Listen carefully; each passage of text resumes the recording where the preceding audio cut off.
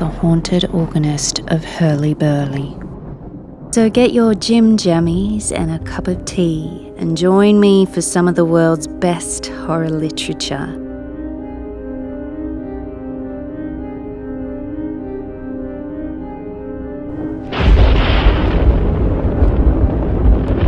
Hi guys, and welcome to another episode of Spooky Readings.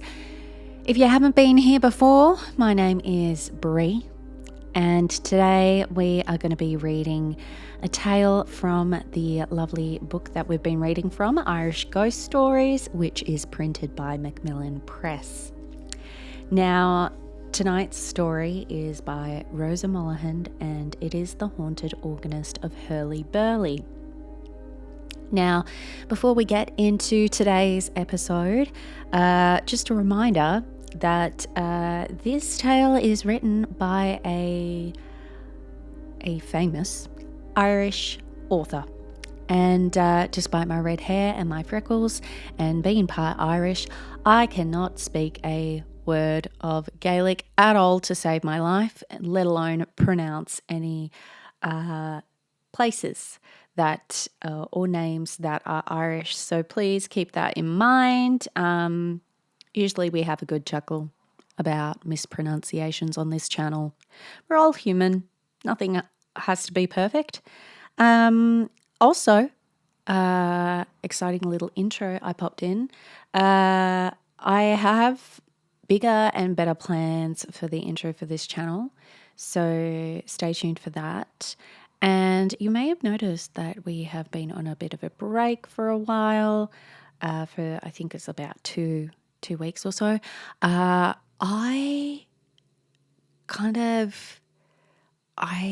auditioned for something and I kind of got a job. So I've been trying to get used to that before coming back to this. So I'll tell you more about it once I get my contract, but I've already started working. If you're not aware, in the arts, we often start working before we even receive our work contracts. So stay tuned. I'll have an announcement on that kind of soon. So without further ado, I'm just going to have a sip of tea first, and then we will get into the Haunted Organist of Hurly Burly.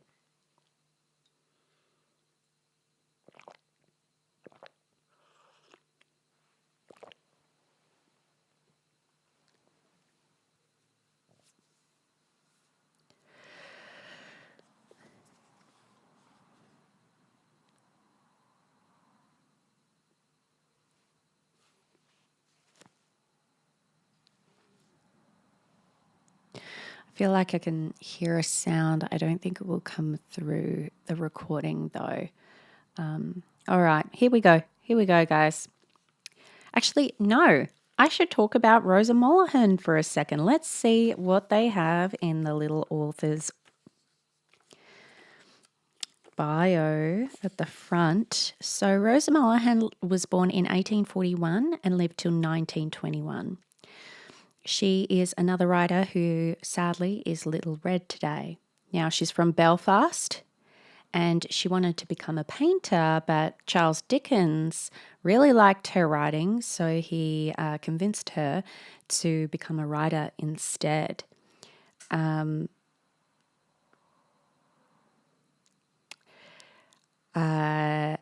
So it says here that the stories included in this collection clearly reveal not only the influence of Dickens on her fiction, but also the work of Sheridan Le Fanu. And that the Haunted Organist of Hurly Burly have all the pleasing features one delights in and expects from a ghost story, including unexplained noises at night in an old house, strange dreams, spectral visions, and, in the latter tale, the nocturnal wailing and moaning of an organ. Nice. Cool. All right, now we're going to get into it, guys. All right. There had been a thunderstorm in the village of Hurly Burly. Every door was shut, every dog in his kennel, every rat and gutter a flowing river after the deluge of rain that had fallen. Up at the great house, a mile from town, the rooks were calling to one another about the fright they had been in. The fawns in the deer park were venturing their timid heads from behind the trunks of trees, and the old woman at the gate lodge had risen from her knees and was putting back her prayer book on the shelf. In the garden, July roses, unwieldy in their full-blown richness and saturated with rain, hung their heads heavily to the earth. Others, already fallen, lay flat upon their blooming faces on the path, where Bess, Mistress Hurly's maid, would find them when going on her morning quest for rose leaves for her lady's potpourri. I can never say that. Potpourri. Ranks of white lilies, just brought to perfection by today's sun, lay dabbled in the mire of flooded mould.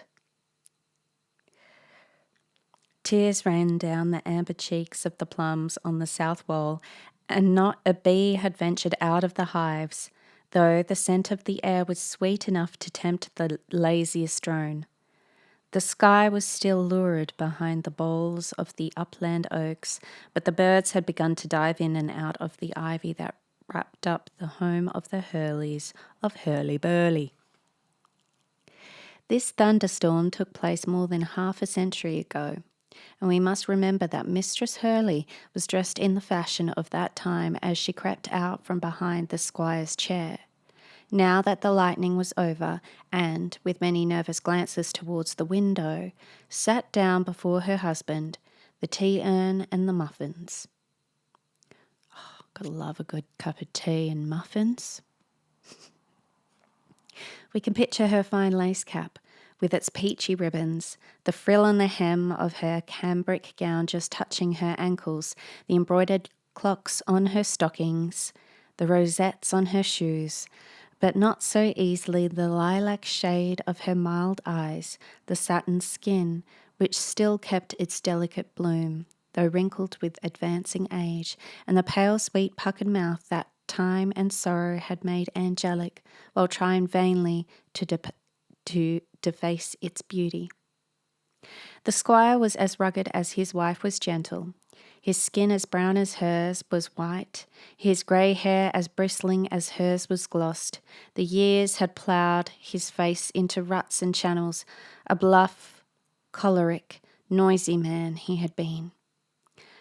But of late a dimness had come on his eyes, a hush on his loud voice, and a check in the spring of his hale step. He looked at his wife often, and very often she looked at him. She was not a tall woman, and he was only a head higher. They were a quaintly well-matched couple despite their differences. She turned to you with nervous sharpness and revealed her tender voice and eye. He spoke and glanced roughly, but the turn of his head was courteous. Of late they fitted one another better than they had ever done in the heyday of their youthful love. A common sorrow had developed a singular likeness between them. In former years, the cry from the wife had been, "Don't curb my son too much," and from the husband, "You ruin the lad with softness." But now the idol that had stood between them was removed, and they saw each other better. That's sweet.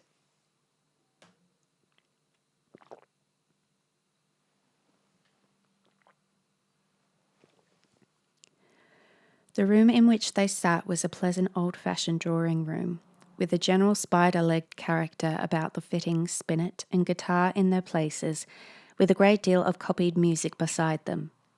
Carpet, tawny wreaths on the pale blue flutings on the walls, and faint gilding on the furniture.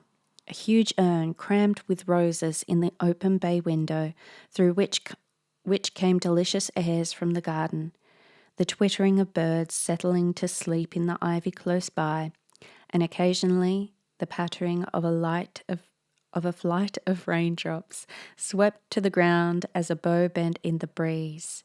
The urn on the table was ancient silver and the china rare. There was nothing in the room for luxurious ease of the body, but everything of delicate refinement for the eye. There was a great hush all over Hurly Burly, except in the neighbourhood of the rooks. Every living thing had suffered from heat for the past month, and now, in common with all nature, was receiving the boon of refreshed air in silent peace. The mistress and master of Hurly Burly shared the general spirit that was abroad, and were not talkative over their tea. "Do you know," said Mistress Hurly at last, "when I heard the first of the thunder beginning, I thought it was. The lady broke down, her lips trembling, and the peachy ribbons of her cap stirring with great agitation. Cried the old squire, making his cup suddenly ring upon the saucer. "We ought to have forgotten that. Nothing has been heard for 3 months." At this moment a rolling sound struck upon the ears of both. The lady rose from her seat trembling and folded her hands together while the tea-urn flooded the tray. "Nonsense, my love," said the squire. "That is the noise of wheels. Who can be arriving?" "Who indeed?" murmured the lady, reseating herself in agitation. Presently, pretty Bess of the rose leaves appeared at the door in a flutter of blue ribbons. "Please, madame, a lady has arrived and says she is expected. She asked for her apartment, and I put her into the room that was got ready for Miss Calderwood. And she sends her respects to you, madame, and she'll be down with you presently." The squire looked at his wife, and his wife looked at the squire. "It is some mistake," murmured madame. "Some visitor for Calderwood or the Grange. It is very singular." Hardly had she spoke when the door again opened and the stranger appeared, a small creature, whether girl or woman it would be hard to say, dressed in a scanty black silk dress. Oh dear! Her narrow shoulders covered with a white muslin pelerine. Her hair was swept up to the crown of her head, all but a little fringe which hung over her low forehead within an inch of her brows. Her face was brown and thin, eyes black and long, with blacker settings, mouth large, sweet and melancholy. She was all head, mouth and eyes. Her nose and chin were nothing. Can't trust a person with a small nose and chin. I'm just kidding. This visitor crossed the floor hastily, dropped a curtsy in the middle of the room and approached the table, saying abruptly, with a soft Italian accent, "Sir and Madame, I am here. I am come to play your organ." "The organ!" gasped Mistress Hurly. "The organ!" stammered the squire.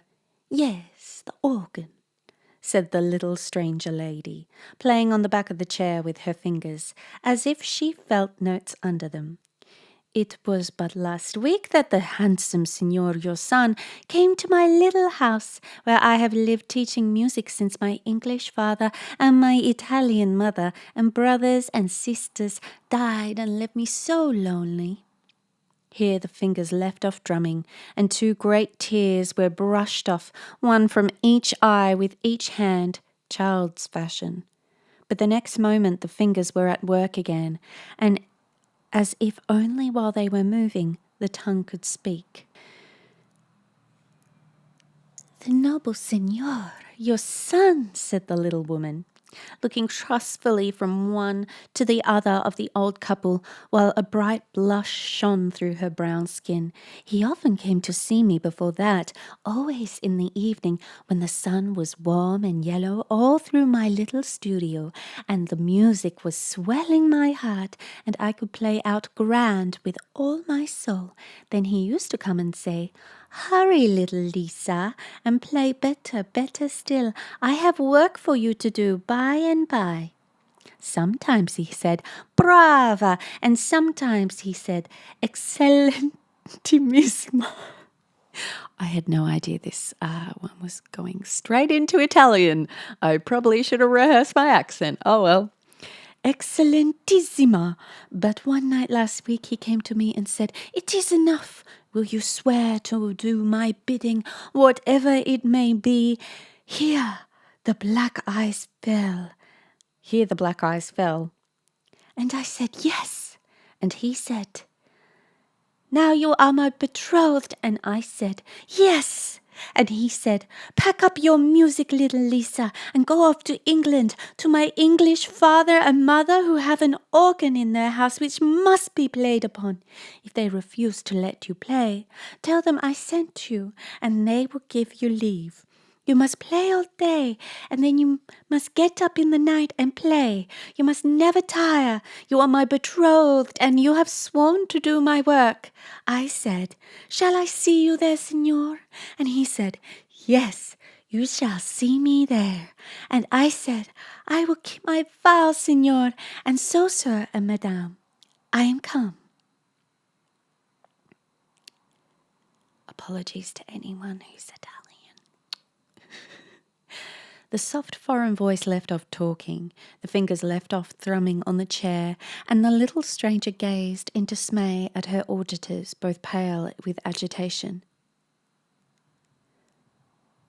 You are deceived. You make a mistake, they said in one breath. Our son, began Mistress Hurly, but her mouth twitched, her voice broke, and she looked piteously towards her husband.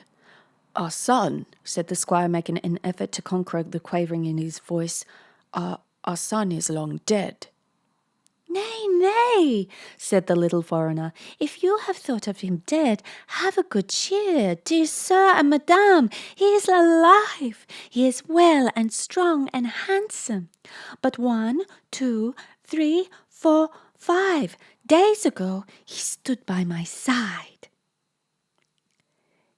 It is some strange mistake, some wonderful coincidence, said the mistress and master of Hurly Burly. Let us take her to the gallery, murmured the mother of this son who was thus dead and alive. There is yet light to see the pictures. She will not know his portrait. The bewildered wife and husband led their strange visitor away to a long gloomy room at the west side of the house, where the faint gleams from the darkening sky still lingered on the portraits of the Hurly family. Doubtless he is like this, said the squire, pointing to a fair-haired young man with a mild face, a brother of his own who had been lost at sea. But Lisa shook her head and went softly on tiptoe from one picture to another, peering into each canvas, and always turning away troubled. But at last a shriek of delight startled the shadowy chamber. Ah, there he is! See, there he is! The noble signor, the beautiful signor! Not half so handsome as he looked 5 days ago when talking to poor little Lisa. Dear sir and madame, you are now content. Now take me to the organ that I may commence to do his bidding at once. The mistress of Hurly Burly clung fast to her husband's arm. How old are you, girl? She said faintly. 18, said the visitor impatiently, moving towards the door. And my son has been dead for 20 years, said his mother, and swooned on her husband's breast. Order the carriage at once, said Mistress Hurly, recovering from her swoon. I will take her to Margaret Calderwood. Margaret will tell her the story. Margaret will bring her to reason. No, not tomorrow. I cannot bear tomorrow. It is too far away. We must go tonight. The little signora thought the old lady mad, but she put on her cloak again obediently and took her seat beside Mistress Hurly in the Hurly family coach. The moon that looked in at them, though the pane as they lumbered along, was not whiter than the aged face of the squire's wife, whose dim, faded eyes were fixed upon it, in doubt and awe too great for tears or words. Lisa, too, from her corner, gloated upon the moon, her black eyes shining with passionate dreams. The carriage rolled away from the Calderwood door as the Hurly coach drew up at the steps. Oh, give us a second. A carriage rolled away from the Calderwood door as the Hurly coach drew up at the steps. Margaret Calderwood had just returned from a dinner party and was standing a splendid figure at the open door, a tall woman dressed in brown velvet, the diamonds on her bosom glistening in the moonlight that was pouring over the house from eaves to basement. Mistress Hurly fell into her outstretched arms with a groan, and the strong woman carried her aged friend, like a baby, into the house. Little Lisa was overlooked and sat down contentedly on the threshold to gloat a while longer on the moon and to thrum imaginary sonatas on the doorstep. There were tears and sobs in the moonlight room into which Margaret Calderwood carried her friend. There was a long consultation, and then Margaret, having hushed away the grieving woman into some quiet corner, came forth to look for the little dark-faced stranger who had arrived so unwelcome from beyond the seas with such wild communication from the dead. Up the grand staircase of handsome Calderwood, the little woman followed the tall one into a large chamber where a lamp burned, showing Lisa, if she cared to see it, that this mansion of Calderwood was fitted with much greater luxury and richness than was that of Hurly Burly. The appointments of this room announced it the sanctum of a woman who depended for the interest of her life upon resources of intellect and taste. Lisa noticed nothing but a morsel of biscuit that was lying on a plate. "May I have it?" she said eagerly. "It is so long since I have eaten. I am hungry." Margaret Calderwood gazed at her with a sorrowful, motherly look and, parting the fringing hair on her forehead, kissed her.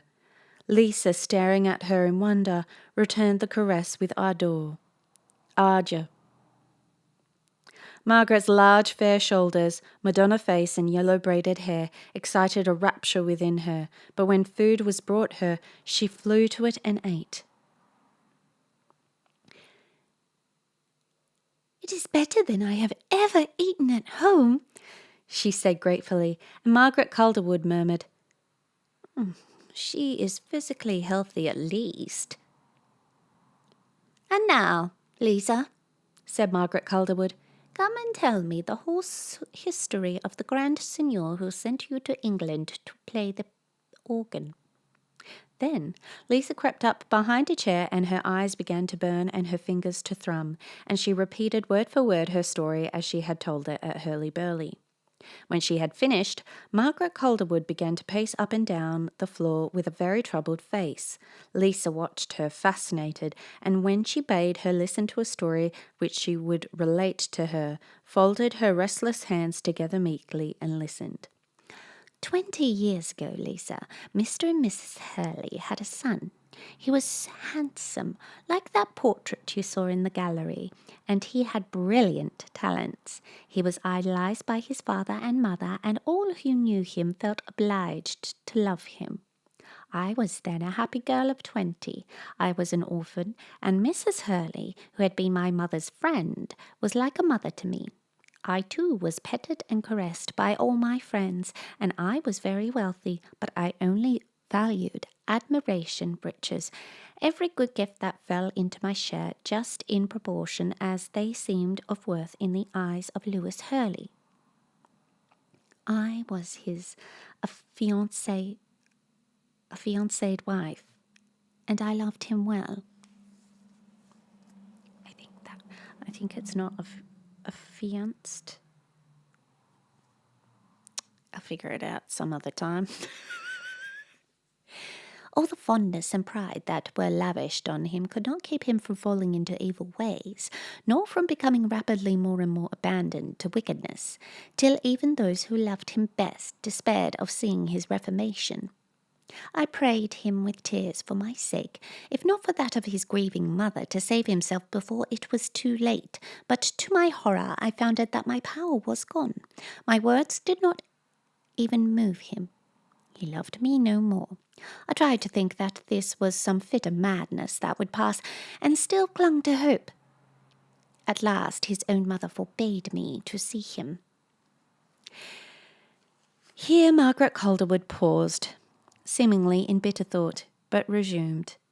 He and a party of his boon companions named themselves the Devil's Club, were in the habit of practicing all kinds of unholy pranks in the country. They had midnight carousings on the tombstones in the village graveyard. They carried away helpless old men and children, whom they tortured by making believe to bury them alive. They raised the dead and placed them sitting round the tombstones at a mock feast. On one occasion, there was a very sad funeral from the village. The corpse was carried into the church and prayers were read over the coffin, the chief mourner, the aged father of the dead man, standing weeping by. In the midst of this solemn scene, the organ suddenly pealed forth a profane tune, and a number of voices shouting a drinking chorus. A groan of execration burst from the crowd. The clergyman turned pale and closed his book, and the old man, the father of the departed, climbed the altar steps and, raising his arms above his head, uttered a terrible curse. He cursed Lewis Hurly to all eternity. He cursed the organ he played, that it might be dumb henceforth, except under the fingers that had now profaned it, which, he prayed, might be forced to labour upon it till they stiffened in death. And the curse seemed to work, for the organ stood dumb in the church from that day, except when touched by Lewis Hurly.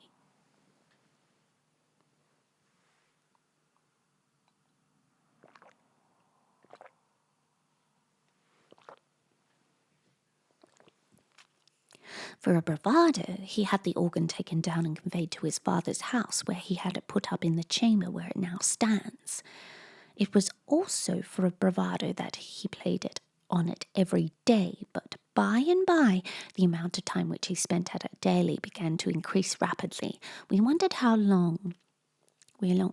long at this whim, as we call it, and his poor mother thanked God that he had set his heart upon an occupation that would keep him out of harm's way.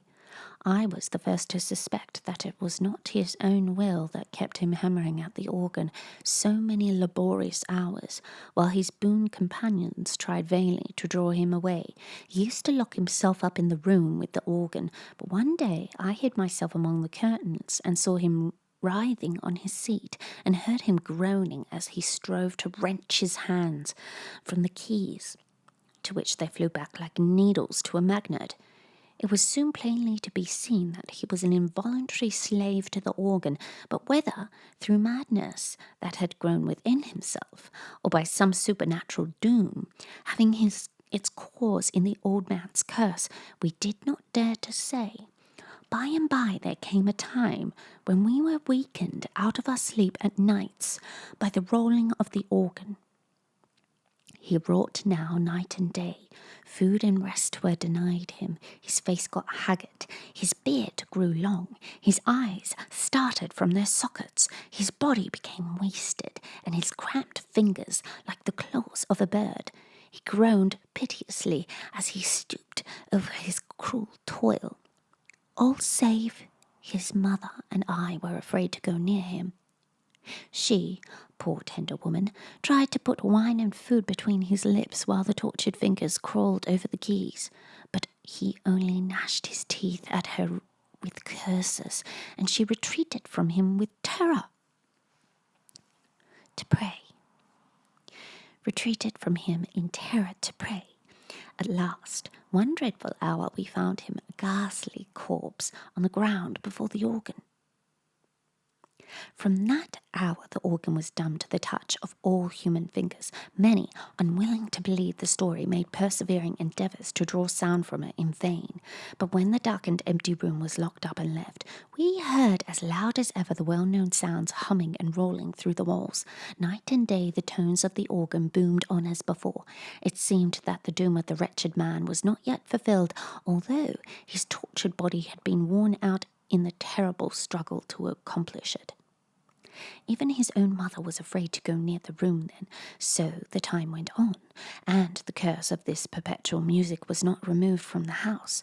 Servants refused to stay about the place. Visitors shunned it. The squire and his wife left their home for years and returned, left it, and returned again, to find their ears still tortured and their hearts wrung by the unceasing persecution of terrible sounds. At last, but a few months ago, a holy man was found, who locked himself up in the cursed chamber for many days, praying and wrestling with the demon. After he came forth and went away, the sound ceased, and the organ was heard no more. Since then, there has been a peace in the house, and now, Lisa, your strange appearance and your strange story convince us that you are a victim of a ruse of the evil one.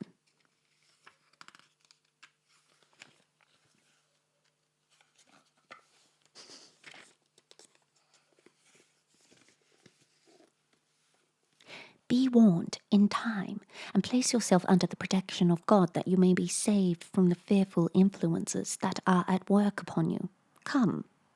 Margaret Calderwood turned to the corner where the stranger sat, as she had supposed, listening intently. Little Lisa was fast asleep, her hands spread before her as if she played an organ in her dreams. Margaret took the soft brown face to her motherly breast and kissed the swelling temples, too big with wonder and fancy. "We will save you from a horrible fate," she murmured, and carried the girl to bed. In the morning, Lisa was gone. Margaret Calderwood, coming early from her own chamber, went into the girl's room and found the bed empty. "Oh, she is such a wild thing," thought Margaret, "as would rush out at sunrise to hear the larks." And she went forth to look for her in the meadows, behind the beech hedges, and in the home park. Mistress Hurly, from the breakfast-room window, saw Margaret Calderwood, large and fair in her white morning gown, coming down the garden path between the rose bushes with her fresh draperies doubled by the dew, and a look of trouble on her calm face. Her quest had been unsuccessful. The little foreigner had vanished. A second search after breakfast proved also fruitless, and towards the evening the two women drove back to Hurly Burly together. There all was panic and distress. The squire... Okay. The squire sat in his study with the doors shut and his hands over his ears. The servants with pale faces were huddled together in whispering groups. The haunted organ was pealing through the house as of old. Margaret Calderwood hastened to the fatal chamber, and there, sure enough, was Lisa, perched upon the high seat before the organ, beating the keys with her small hands, her slight figure swaying, and the evening sunshine playing about her weird head. Sweet unearthly music she wrung from the groaning heart of the organ, wild melodies mounting to rapturous heights and falling to mournful depths.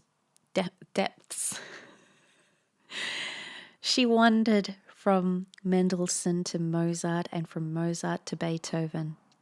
Margaret stood fascinated a while by the ravishing beauty of the sounds she heard, but rousing herself quickly, put her arms around the musician and forced her away from the chamber.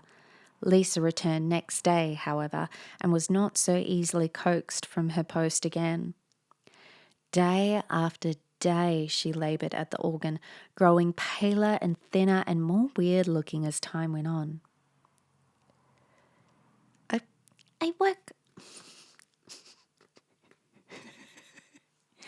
I work so hard, she said to Mrs. Hurly. "The Signor, your son, is he pleased?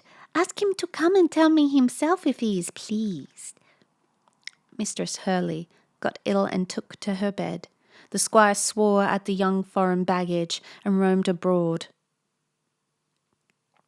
Margaret Calderwood was the only one who stood by to watch the fate of the little organist.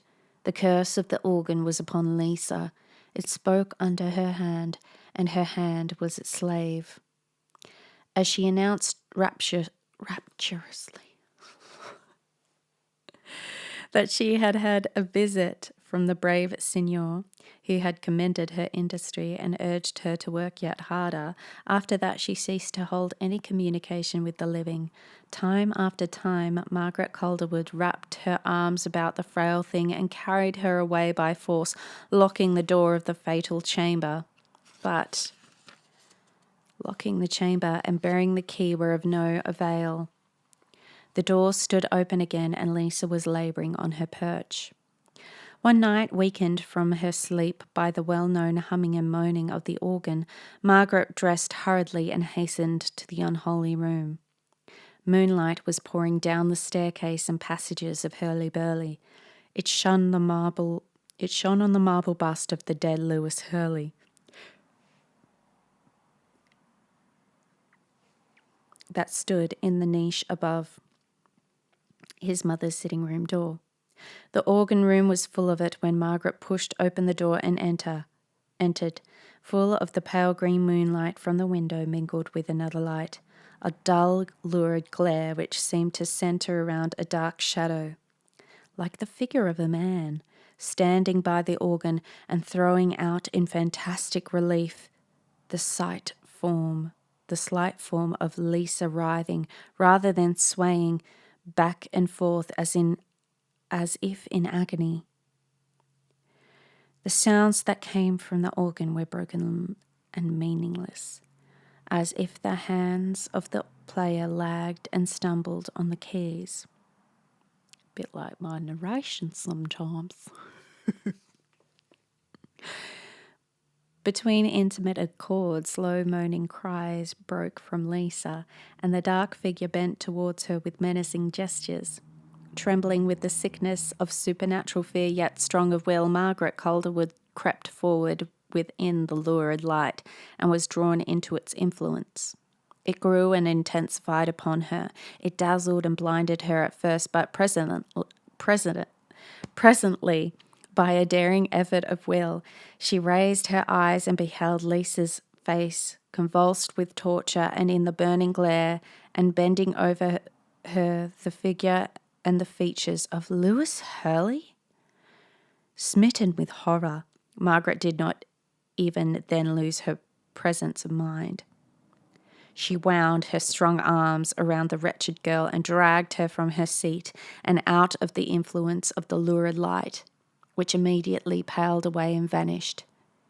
She carried her to her own bed where Lisa lay, a wasted wreck, having about the cruelty of the pitiless Signor, who would not see that she was labouring her best. Her poor cramped hands kept beating the coverlet, as though she were still at her agonizing task. Margaret Calderwood bathed her burning temples and placed fresh flowers upon her pillow. She opened the blinds and windows and let in the sweet morning air and sunshine, and then, looking up at the newly awakened sky with its fair promise of hope for the day, and down at the dewy fields and afar off at the dark green woods with purple mists still hovering about them, she prayed that a way might be shown her by which to put an end to this curse. She prayed for Lisa, and then, thinking that the girl rested somewhat, stole from her room. She thought that she had locked the door behind her. She went downstairs with a pale, resolved face, and, without consulting anyone, sent to the village for a bricklayer. Afterwards, she sat by Mistress Hurly's bedside and explained to her what was to be done. Presently she went to the door of Lisa's room and, hearing no sound, thought that the girl slept and stole away. By and by she went downstairs and found that the bricklayer had arrived and already began his task of building up the organ room door. He was a swift workman, and the chamber was soon sealed safely with stone and mortar. Having seen this work finished, Margaret Calderwood went and listened again at Lisa's door, and still hearing no sound, she returned and took her seat at Miss Hurly's bedside once more.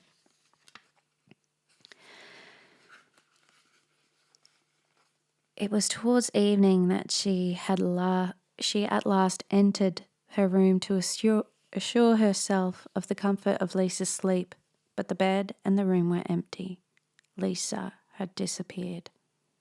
Then the search began, upstairs and downstairs, in the garden, in the grounds, in the fields and meadows. No Lisa. Margaret Calderwood ordered the carriage and drove to Calderwood to see if the strange little will-o'-wisp, Will-o'-the-wisp, cute, might have made her way there, then to the village and to many other places in the neighbourhood which it was not possible she could have reached. She made inquiries everywhere. She pondered and puzzled over the matter. In the weak, suffering state of that the girl was in, how far could she have crawled? After 2 days' search, Margaret returned to Hurly Burly. She was sad and tired, and the evening was chill. She sat over the fire wrapped in her shawl when little Bess came to her, weeping behind her muslin apron. "If you speak to Mistress Hurly about it, please, ma'am," she said. "I love her dearly, and it breaks my heart to go away, but the organ haven't done yet, ma'am. I'm frightened out of my life, so I can't stay." "Who has heard the organ and when?" asked Margaret Calderwood, rising to her feet. "Please, ma'am, I heard it in the night you went away, the night after the door was built up." "And not since?" "No, ma'am," hesitatingly, "not since. Hist! Hark, ma'am. It's not like the sound. It's not that I like the sound of it now." "No," said Margaret Calderwood, "it is only the wind." But pale as death, she flew down the stairs and laid her ear to the yet damp mortar of the newly built wall. All was silent. There was no sound but the monotonous sough of the wind.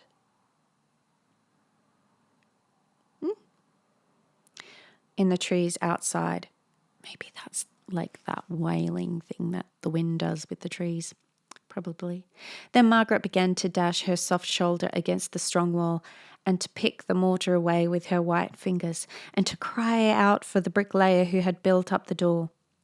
It was midnight, but the bricklayer left his bed in the village and obeyed the summons to Hurly Burly. The pale woman stood by and watched him undo all his work of 3 days ago, and the servants gathered about in trembling groups, wondering what was to happen next. What happened next was, when an opening was made, the man entered the room with a light, Margaret Calderwood and the others following. A heap of something dark was lying on the ground at the foot of the organ. Many groans arose in the fatal chamber. Here was little Lisa, dead. When Mistress Hurly was able to move, the squire and his wife went to live in France, where they remained until their death. Hurly Burly was shut up and deserted for many years. Lately, it has passed into new hands. The organ has been taken down and banished, and the room is a bedchamber, more luxuriously furnished than any other in the house. But no one sleeps in it twice.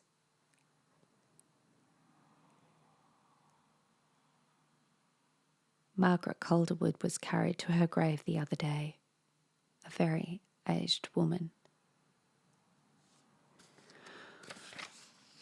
Ooh. What'd you think of that? Ooh, a haunted instrument.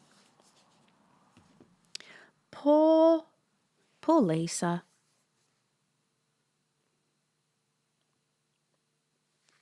Poor Lisa.